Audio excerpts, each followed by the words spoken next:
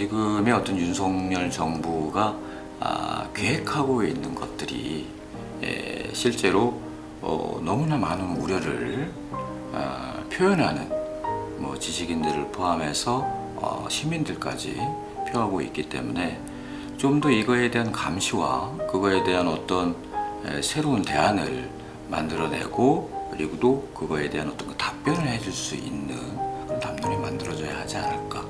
말로만 떠들었지 정쟁으로만 일삼고 현 정부도 의료복지나 노인 공공일자리 등 많이 삭감했어요. 이게 말이 되나? 처음에는 안 믿었어요, 진짜. 근데 하나씩 보다 보니까 너무나 부끄러운 사람들이에요. 그런 사람이 어떻게 대한민국을 책임지는 대통령과 영분이 될 수 있죠? 검찰 생활만 하다가 대통령이 돼보니 아무것도 모르는 것 같고 주위 참모들도 거기에 맞추느라 국민의 뜻을 제대로 따르지 못하는 것 같아요.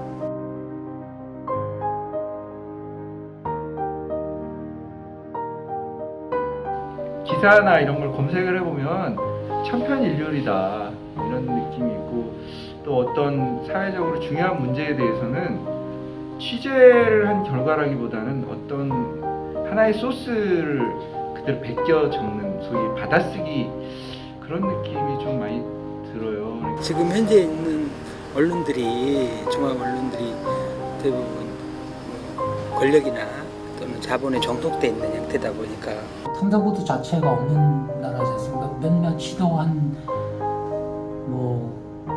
적이 있었지만 회사 차원에서 끌고 나가지 못했던 것 같고, 흔히 말해서 그 레거시 미디어라고 하나요? 거기서 보도되지 않는 그런 사실들을 취재해서 보도해 주는 거, 저는 그런 것들이 사회 언론으로서의 공적인 역할을 지금 공적인 언론들이 수행하지 못하고 있으니까.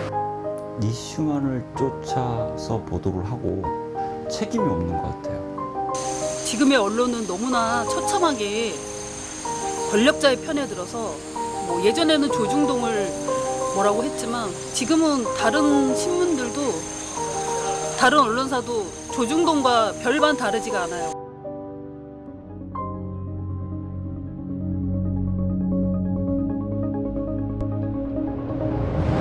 아직까지도 알고 있지 못하는 것을 심층 취재해서 더 많은 사람들이 알 수 있고 느낄 수 있고 할 수 있게 한다는 것, 그런 더 탐사가 됐으면 좋겠어요. 유튜버들은 압수수색을 환영하죠. 오히려 노이즈 마케팅으로 좀 이렇게 무명의 또는 구독자가 얼마 안 되는 이런 데들은, 근데 그런 데는 이제 압수수색을 안 해요. 왜? 그 정도 가치가 없으니까. 근데 이제 더 탐사라는 곳에 압수수색을 할 정도라면 그게 갖고 있는 사회적 영향력과 상징성이 있다는 거죠. 그러니까 그런 부분을 이제 압수수색으로 막으려고 하는 시도 자체는 비난받고 비판받아 마땅하다고 생각을 합니다. 그 보도를 가지고 저기를 할 때는 보도된 내용을 가지고 충분히 토론하고 논쟁을 하고 거기에 대한 사회적인 문제가 있으면 어떤 마땅한 처벌이 있을지를 공론장에서 해결해야 될 문제를 법으로 해결하려고 한다는 건 뭔가 그쪽에서 캥기는 게 있어서 그렇게 하는가.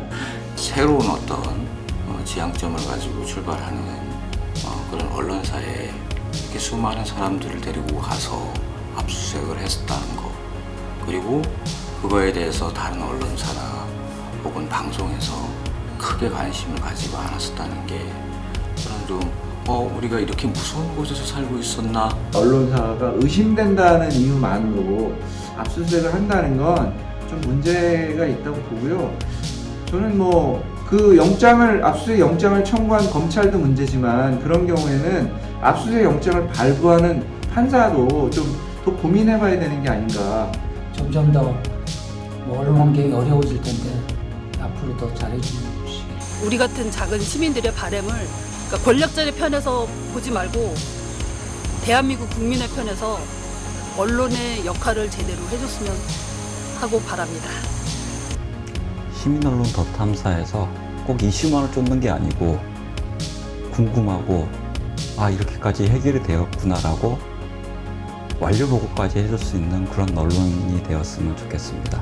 지금으로서도 충분한데 조금 더 명랑하고 유쾌한, 그래서 더 많은 독자들과 시민들과 함께 할 수 있는 그런 공간 혹은 방송이 만들어지면 더 좋지 않을까. 그런 어려움을 잘 이겨내서 계속 좀 사회에 좀 의미 있는 그런 내용들을 전달해 주기를 바랍니다.